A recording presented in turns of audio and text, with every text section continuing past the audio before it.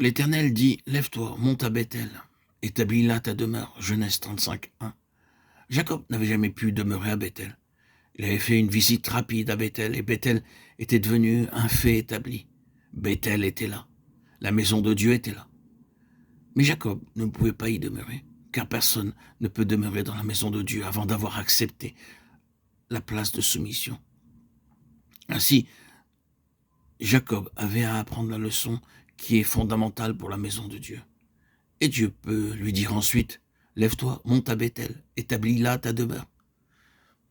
Il doit traverser cette crise où sa force personnelle est épuisée et brisée, et dont il sort faible, mais où Dieu devient sa force, un prince avec Dieu. C'est ainsi qu'il devient qualifié pour la maison de Dieu. Nous voyons combien tout cela est un tout. La maison de Dieu est l'objet et la sphère du service de Dieu. Maintenant, si jamais nous avons dit une chose qui soit vraie, c'est celle-là. J'aimerais vous questionner à ce sujet. Je vous défie de pouvoir montrer ou prouver d'après les Écritures qu'il y ait un service pour Dieu qui ne soit pas lié à sa maison. Tout le service de Dieu est lié à sa maison et en est inséparable. L'Ancien Testament est rempli de ce fait. Le Nouveau Testament le souligne avec force. L'Église, qui est le corps de Christ, est l'objet et la sphère de tout le service du peuple de Dieu. Et il n'y a point de service qui en soit à part. Or, si le peuple de Dieu avait gardé l'objet du service en vue, il y a tant de services parmi le peuple de Dieu qui n'est pas consciemment relié à la maison de Dieu. Nous pouvons être spécialement appelés à servir le Seigneur dans la ligne du salut des âmes. Mais souvenons-nous qu'un service comme celui-là est lié à la maison de Dieu. Si nous en faisons quelque chose en soi, nous le retrécissons, nous le limitons et nous le privons de tout ce à quoi il doit aboutir. Or, la tragédie des grands efforts d'évangélisation qui ne vont pas jusque dans le dessein tout entier de Dieu. Les âmes sont sauvées et laissées, elles sont introduites dans des missions évangéliques qui ne sont en aucun cas, qui ne sont en aucun sens des églises locales telles que nous les voyons dans le Nouveau Testament. Et au bout de 20 ou 30 ans, ou même 50 ans, passés dans ces missions évangéliques, nous trouverons que ces saints ne savent rien au-delà du fait qu'ils sont sauvés. Ils ont été sauvés il y a tant d'années et ils n'ont pas progressé d'une ligne au-delà de ce point. Il y a des multitudes de ces missions dans le monde tout entier. Elles sont pleines d'entrain.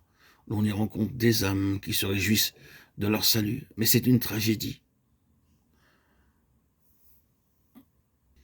C'est très bon naturellement de connaître le Seigneur comme notre Sauveur, de se réjouir dans son salut. Nous n'enlevons rien à cela, mais c'est une expérience qui est devenue une fin en soi et n'est jamais allée plus loin. Pourquoi cela? Parce que l'Église n'a jamais été mise en vue. Nous ne parlons pas ici maintenant d'aller à l'Église, nous ne parlons pas des congrégations qui, en certains lieux, sont appelées Églises. Vous savez de quoi nous parlons? C'est de la pensée tout entière de Dieu pour la maison de Dieu. L'Église qui est le corps de Christ avec tout ce qu'elle signifie et qui nous a été révélée spécialement par l'apôtre Paul, le grand mystère du corps spirituel de Christ et de sa destinée éternelle, qui avait été caché dans les desseins de Dieu. Tout service dans la pensée de Dieu doit être consciemment relié à l'Église, à la maison de Dieu. Nous pouvons être employés, bénis, si nous allons simplement consoler, encourager les saints et faire toutes sortes de choses aimables pour les enfants de Dieu.